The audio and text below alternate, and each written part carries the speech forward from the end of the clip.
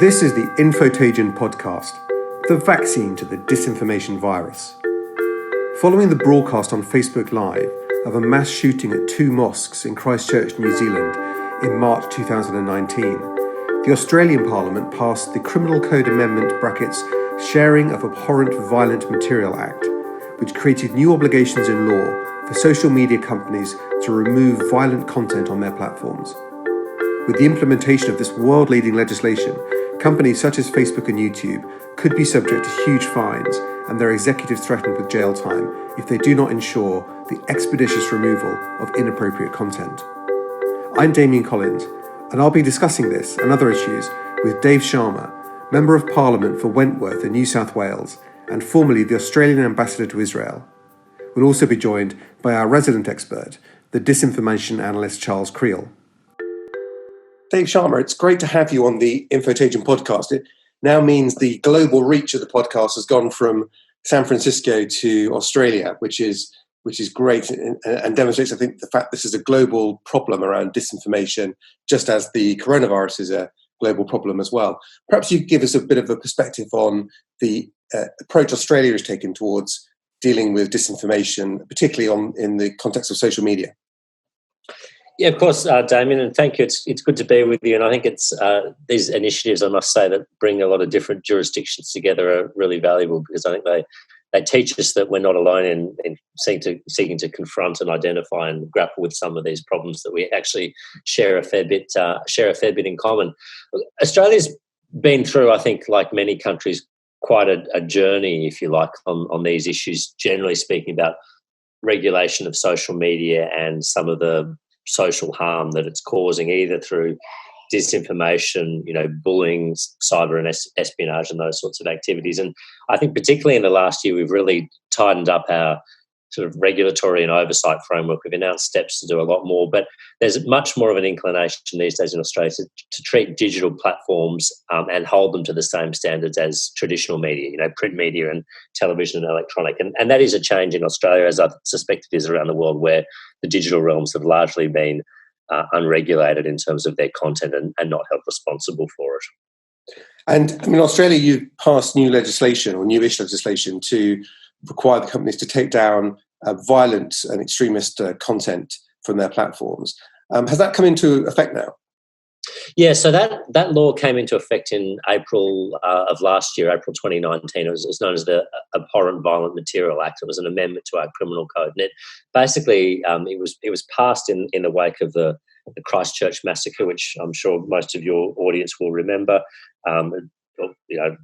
Awful mass terrorist attack centred around a Christchurch mosque undertaken by someone who's now undergoing a criminal trial, but sort of a white nationalist type figure. And what this legislation did in Australia is create two new offences. One is a failure to remove offence, and the other is a failure to report. Now, the failure to remove one is a more serious one, and that holds hosts of content responsible. And even up to the point of criminal responsibility if they fail to remove what's defined as abhorrent violent material. Now that is quite graphic. It can be video, it can be images or stills, and it can be audio of someone engaging in a terrorist attack involving serious physical harm or death, in a murder or an attempt at murder, at gross acts of violence like torture or rape or kidnapping. And it does, as I said, impose criminal consequences, potentially up to 3 years for individuals. Now, the standard of proof or burden of proof is quite high, so it doesn't just capture hosts of content that unwittingly or unknowingly are hosting this. The test here is really one of recklessness. So if they knew or should have known they were hosting this content and they do not remove it, then they are guilty of the offence. And does that include for social media companies as well? The way their technology helps people share this content through the platform as well. So if someone was not only, as happened indeed with the Christchurch massacre, that it wasn't just that Facebook Live was used to effectively broadcast this terrorist act taking place, but then there would have been networks and accounts of network and groups of networks that were disseminating that content through the web. Yes, that's right. So it holds sort of hosts defined quite broadly responsible for it. So not just if it's available on their platform for everyone to see, but also if their platform was being used to broadcast this content, even to more limited groups, they as host can be held responsible for that. Again, as I said, I mean, there's sort of a constructive knowledge type element to this. They either knew or should have known and failed to act. So the test is high. Some of the big digital platforms did react quite badly to this. They thought they were being held to too high a standard. But I think the public was very broadly with it. Yeah, that's it's interesting. You had that reaction from the tech companies, and I mean, what was their argument for not? I mean, obviously in American law they have these safe harbor protections, so they can't be held liable for even the worst forms of content. But what was the argument they used in Australia? I think their argument was it would basically it would break their digital model, but also break their sort of the social model. I mean, they argue that they're bastions of free speech, and users should be able to put whatever content on there that they like, and that the digital platforms couldn't possibly be expected to regulate and moderate every single post that was being made and sort of supervise and scrub it as needs to be. And if they were to do such a thing, social media would lose its immediacy and its sort of its fast moving quality and its authentic quality. And I think what we said in response was, look, we're not asking you to vet every single post. We're just asking you to exercise some broad oversight to not host or ensure that you're not unwittingly hosting content that you yourself would agree is a misuse of the platform. And as I said, we have set the bar quite high. It's not just people engaging in streams of obscenities. It's quite graphic violence, terrorist acts involving, it captured things like the Christchurch massacre, like some of those Daesh beheadings that they did in Iraq and Syria in the early days of the caliphate. Gross acts of physical or sexual violence, those sorts of things. And it was our view that, look, they do have a basic responsibility to society to police those sorts of things, and they do need to invest in the resources in order to do so if they want to continue to operate in Australia. Yeah. And is there a sort of time limit for them to remove content when they've been notified of it? Well, so actually the test is that they must expeditiously remove abhorrent violent materials. This is the remove test. Now, expeditiously is it's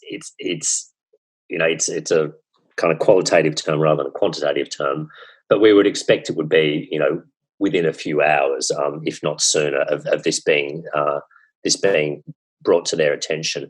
We've actually now, we passed this legislation quite quickly, and in the wake of the Christchurch terrorist attack, we're now looking at a broader piece of legislation, which is called the Online Safety Act, which will sort of provide a bit more detail and guidance and sort of protocols around take down and remove type scenarios like this. So we're going to make sure that there's sort of a consistent type framework that applies.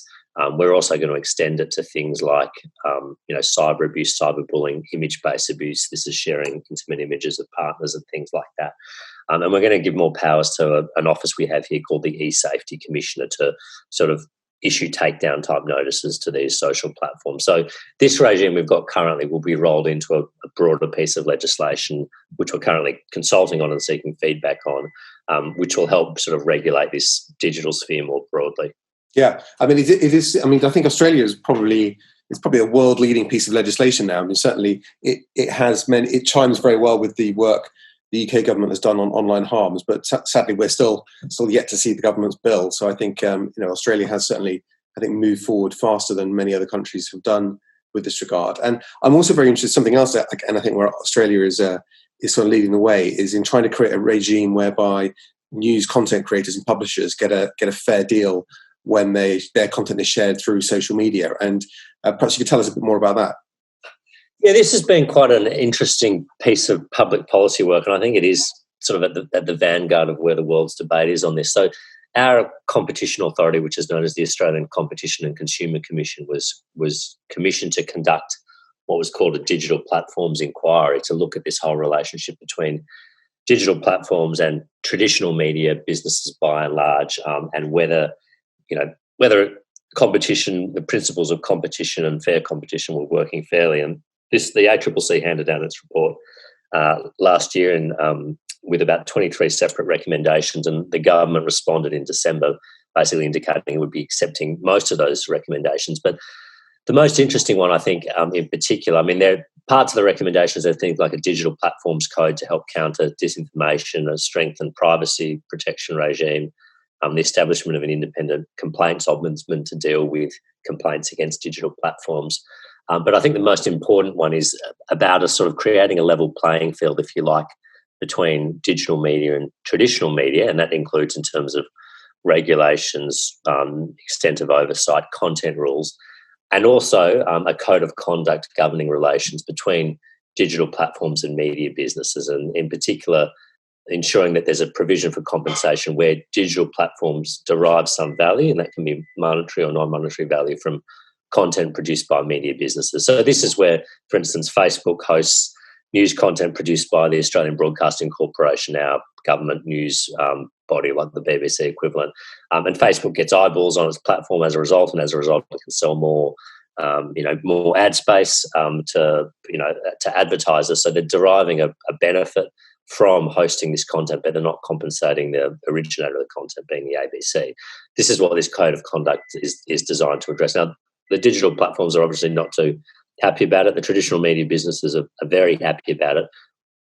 What the commitment is to sort of broker some sort of arrangement between those two spheres, if you like, to arrange something that's fair and equitable and manageable. So we've announced it as a principle. We're yet to get to the detail of it, and I think there will be a lot of pain in getting to the detail of it. And I mean, I suppose one of the key aspects of the detail would be the sort of racial remuneration. Would that be a sort of set rate, or how would that be arrived at? Yeah, look, I think this is a difficult one. I mean, I think you could sort of have it as a pay-per-piece type arrangement, or it could be more a subscription type model, which is increasingly, of course, where news is going to, where perhaps the digital platforms need to have a subscription to some of the main, the news platforms in order to host their content online. I think that's going to be quite tricky. Or do they do it on a sort of a viewership basis or a share of revenue basis? I think these are all the sorts of things that will need to be worked out. And obviously, we want a regime that's sufficiently, flexible and iterative and can kind of, work in the interests of both parties. We don't want to install too much bureaucracy or difficult management here, or create too many opportunities for sort of arbitrage and rent seeking and whatnot. But I think there's a few competing models out there, and I don't think we've settled yet on what the right one might be. Yeah. I mean, going back to sort of the wider topic of disinformation, I think one of the questions that comes is who's doing it, where is it coming from? And I think in Europe and North America, certainly in the wake of both the 2016 US presidential election and then the Cambridge Analytica scandal, there was quite a big focus on disinformation coming from Russia. I think what's been interesting about the COVID crisis is that it's for the first time, I think, with people have really started to think of disinformation coming from China as well. And obviously, Australia has been much more vocal about Chinese cyber warfare and cyber attacks and disinformation in Southeast Asia and the Australian area. I mean, have you seen evidence of sort of Chinese disinformation campaigns this year through coronavirus, or maybe earlier in the year around the bushfire crisis?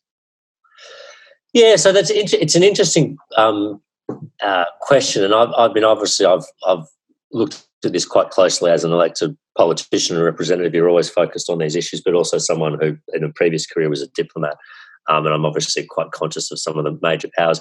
I don't think we've yet seen China attempt the same sorts of, quite subtle and sophisticated disinformation campaigns that we've seen Russia do, for instance, in the US presidential elections and potentially elsewhere. The Chinese still tend to run traditional, what we call, propaganda campaigns, where they'll use traditional platforms but identified spokespeople to broadcast their message and contest our narrative. So certainly we saw that in the wake of COVID-19 and the origins of COVID-19, and that wasn't just in Australia, that was worldwide, that there was a sort of attempts to muddy the waters and things like that, but they were all done through official Chinese channels, the Chinese embassy or the Chinese MFA spokesperson. We haven't seen the sort of under the radar using local actors or digital bots that look like local actors in a way of guiding and shaping public opinion in a way that Russia, I think did in the 2016 elections. Chinese are very good at cyber type espionage, but to date, I think most of what we've seen has been a gathering and a collection type exercise rather than an influence and shape exercise. That's a very generalistic statement, but I don't think we've seen the level of sort of sophistication of some of the Russian campaigns, at least in Australia. And has disinformation been a problem? I mean, whoever's causing it during coronavirus in Australia as well. I mean, we've seen from the work we've done with Infotagion, and particularly looking at the UK. I mean, lots of stuff around sort of fake theories about how you cure yourself with coronavirus or don't get it, but also the conspiracy theories around the origin of the virus, particularly saying that it was caused by 5G mobile phone signals. And have you seen similar sorts of sort of fake news in Australia? Yes, we have. Look, we have certainly. I've seen the 5G and the sort of the anti-vax crowds all kind of get together on this, and I noticed that's been a problem in the UK and Europe. Although I must say, most of the sense I've seen of that is that's been organic. So it's been derived from within our political systems, and not necessarily organised or orchestrated. It's just been people who've often sort of shared these views now have a bigger platform to connect with like-minded people about these quite out there views.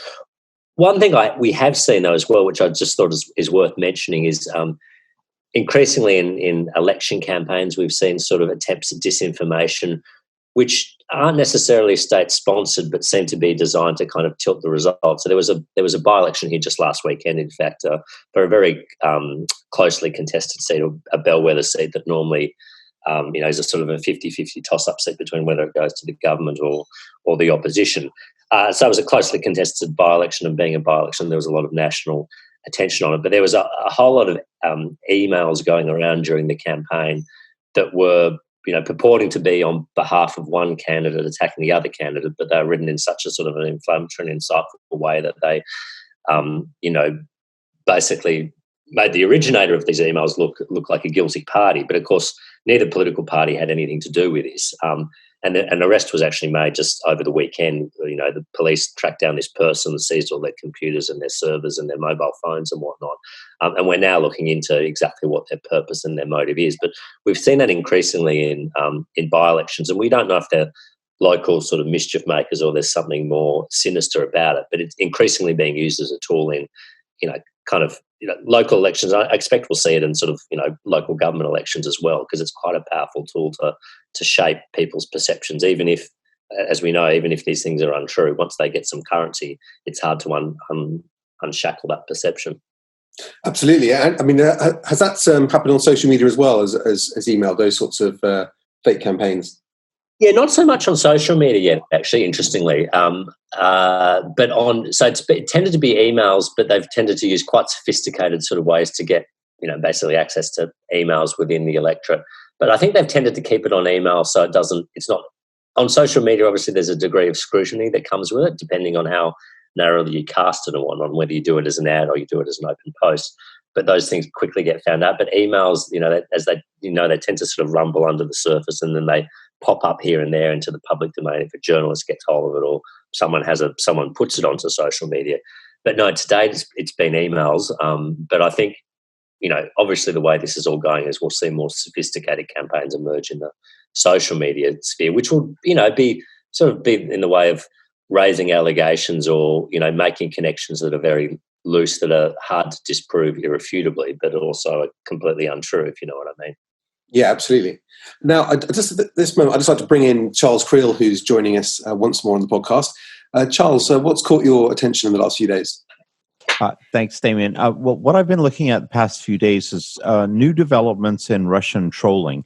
As we all know, pressure from Western governments is really heavy on the companies right now, as well as pressure from users. And it's forced the hand of Twitter and Facebook.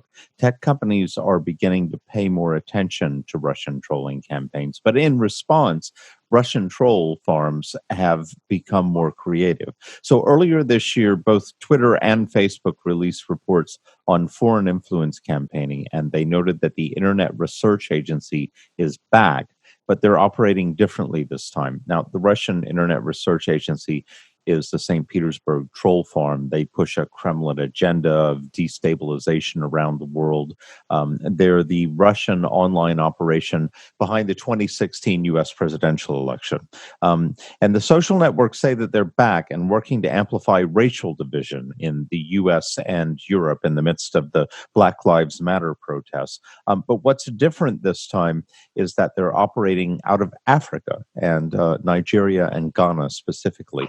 CNN corroborated this. They conducted their own investigation, and they actually toured a troll house in Ghana. They shot video of Ghanaians pushing social media messaging on social justice issues to an American audience. But what they found that's interesting is that they weren't focused necessarily on the election, rather on these larger social justice issues, and only focused on candidates in local elections. Now, Graphica, which is a disinformation and data research agency in New York, has also conducted a follow-up investigation, and they've noted that the campaigns rely on Ghana-based NGO that is acting as a proxy, and that some of the operators had no idea of the real nature of the work that they were actually doing, and that it was Russia-backed. The chief innovation officer, Camille Francois, has also claimed it demonstrates an appetite amongst foreign actors to get more creative with their operations,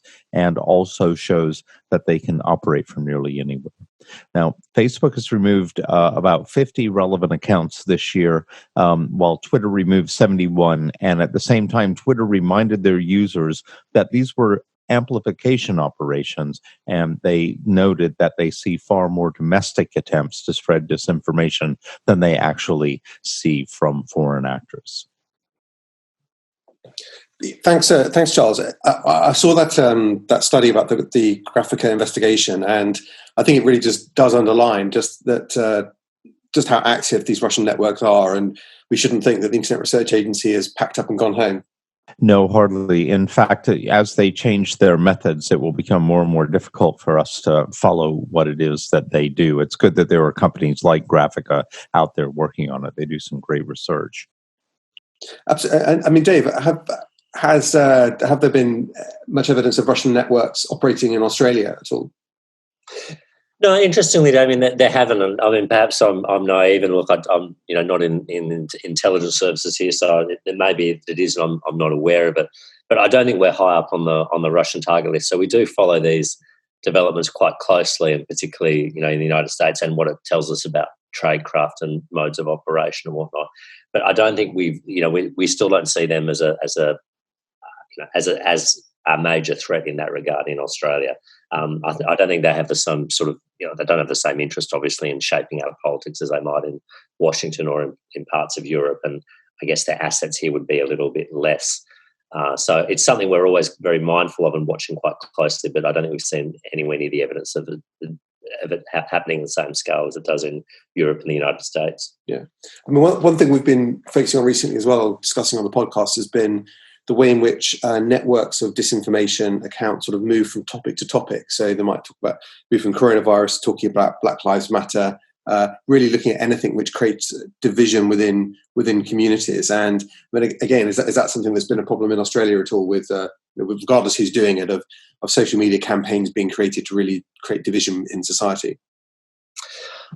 Look, yes, I think it's a worry, and obviously, look, there are always fault lines in Australia, just like there are in most societies, and they're always ripe to be exploited. And I think we certainly seen the Black Lives Matter movement manifest itself here more with a concern, and it's a legitimate concern about high rates of Indigenous incarceration in Australia and sort of low social outcomes for our First Nations or Aboriginal people in Australia.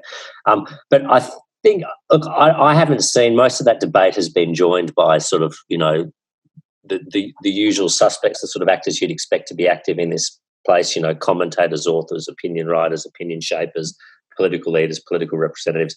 And I haven't seen much of that sort of, grow out of hand or kind of become inflamed or inflammatory, which I think is a good thing. You need to be able to have these debates, but have them in a constructive and a respectful way. But certainly I think, we would be as vulnerable to, other nations, the US or the UK, on in terms of these sorts of issues and being able to exploit them. We haven't seen it done here yet. Yeah, well, that's good, and I hope that continues to be the case. I think that sort of brings us towards the end of the podcast now, and thanks so much for joining us. It's been really great to get your perspective on these things, and particularly interesting to talk about the approach Australia has taken to try and create a regulatory framework around these issues. As you rightly say, it does touch on very important questions about where the boundary lies between free speech and speech that causes harm and should be acted against. But it's so important that we do try and create some rules of the road on these issues. I think that's exactly right, Damian. I think that, unfortunately, for better or for worse, the days of the kind of the wild west of the digital realm are at an end. I think for me, it's for better. I know for some people, would think it's for worse. But I think the time when we can allow this realm, which is now so massive and plays such a massive role in political and civil debate, go unregulated is past. Absolutely. Dave Sharma and Charles, thanks so much for joining us. You've been listening to the Infotagion podcast, hosted by me, Damian Collins, and featuring Dave Sharma and Charles Creel.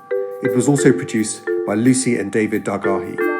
You can find out more about Infotagion, the independent COVID-19 fact-checking service recommended by Ofcom, and send us examples of disinformation you've seen by visiting our website, infotagion.com, or using #IsolateTheLies on Twitter, Instagram, and Facebook. Thank you. Until next time.